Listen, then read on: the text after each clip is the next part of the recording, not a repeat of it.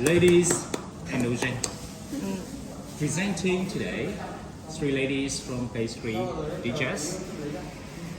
So, ladies, s'il vous plaît. Hi, so hello everyone, our small audience today. This will be our egg drop project report, and I am Ellie, and these are my teenage students.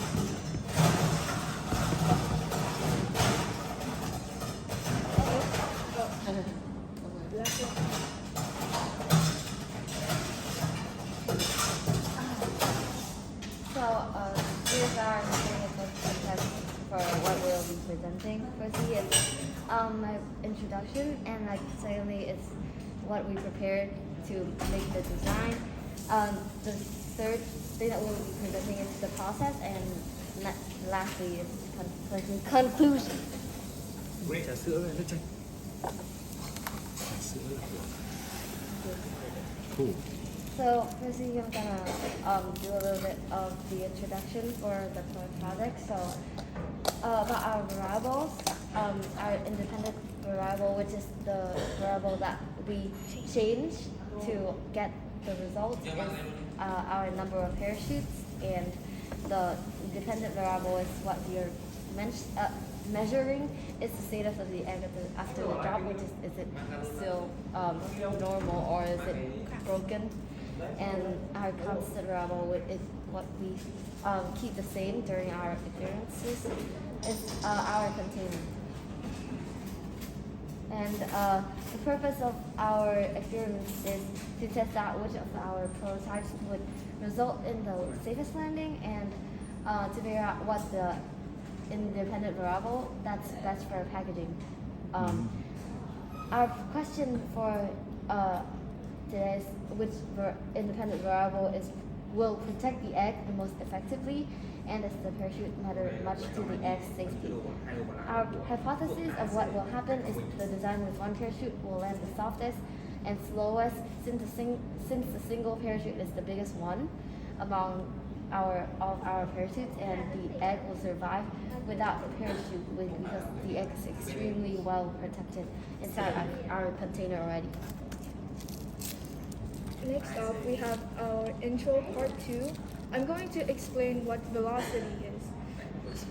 So according to Khan Academy, velocity is the speed of an object given the direction. And next, air resistance. According to Twinkle, air resistance is a force that is caused by air. So using velocity and air resistance, the parachute allows you to descend more slowly because it lowers the terminal velocity and by increasing your air resistance. And most parachutes are designed to create a large amount of drag and allow you to land and descend slowly and softly. And the Newton's first law states that an object in motion will stay in motion unless acted upon by an outside force.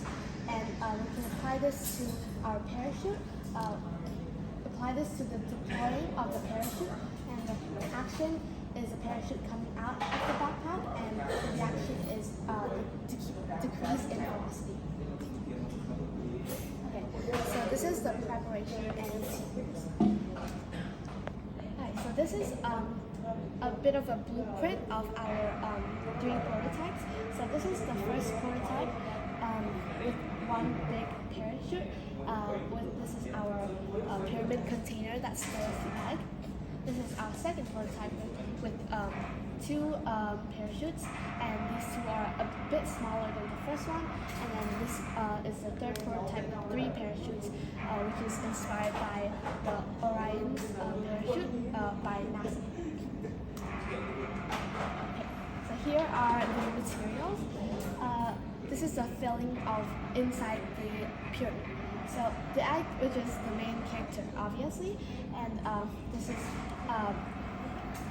so there's cotton for extra cushioning, and then there's plastic wrap which secures the cotton and the egg, which is the first layer of protection, and then there's also bubble wrap since it's used to protect fragile objects in everyday daily life. this is plastic bags and strings used to make the parachute, and we use cardboard to make our pyramid container, and we also use bamboo skewers for like securing the container, and also being a place to like attach the strings to the container. And then other tools we use: the glue gun to assemble the pyramid, the paper knife used to cut out cardboard for the pyramid, scissors to cut out parachutes and the strings, and tape for another layer of security. Next up, we have the procedure and the results. And I'm going to show you the steps to make our design. This is the complete design that we made, which we did include the parachute in this, but yeah.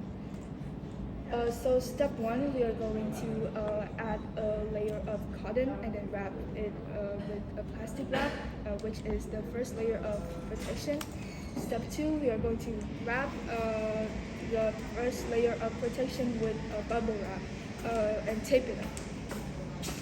Step three, we are going to put some cotton into the pyramid container, and we are going to carefully place the protected edge inside the container, and we are going to make sure that the cotton is filled fully in the container. Step four, we're going to close the strap door of the container up, and then we're going to tape it to secure it. Step five, we are going to add in the bamboo skewers and clay at each end to like secure like the parachute so it won't fall out when it falls. And step six, we are going to add the parachute based on the prototypes. And step 6.1 is how to make our parachute. Is that we're going to take like a plastic bag, and we're going to cut out the handle, cut the spill hole. Oh wait, I mean we're going to tape the plastic bag to make sure it's a round structure, and we're going to cut a spill hole located in the middle of the parachute on top, and then some spill holes around the top spill hole. And we're going to poke some holes at the bottom of the parachute and add some strings. So this is the rankings of our results. In advance, I'm going to say that the eggs in the 4 prototypes did not crack. So the best and the slowest one to fall was the 3 parachutes prototype. Next one is the 2 parachutes prototype, then 1 parachute prototype. And the fastest one, which the eggs still survive, is the no parachute prototype. This is our analysis table. We calculated the speed, the x-axis, and the distance, and the time, and the prototype. If you're wondering why these two have the same speed, it is because they have different heights. This one was dropped from the roof up there. Really? This Yeah. was from The window. fourth floor. Yeah. Lovely. I'm going to explain about the 3 parachute prototype. So the result for the 3 parachute prototype is that the egg survived, and it's the slowest and the best prototype because it has more parachutes and it has more spill holes. So the science behind this is air resistance, or in another word, is drag force. Because there are more spill holes, because there are more parachutes, then there are more air resistance. And we know that the greater the air resistance, the slower the parachute. And if we apply gravity to this, we can see that when we release the parachute speeds towards the ground, and the gravity pulls it downward. Next I'm going to explain the no parachute prototype.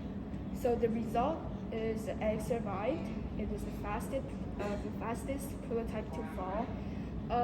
Also a fact that our group was the only one in class that had the no parachute prototype. The egg didn't break.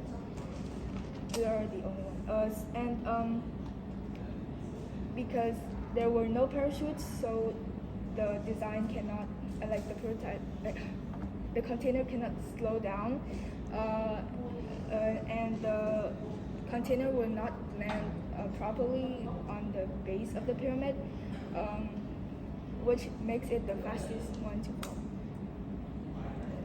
So what can we like figure out and get from this experience?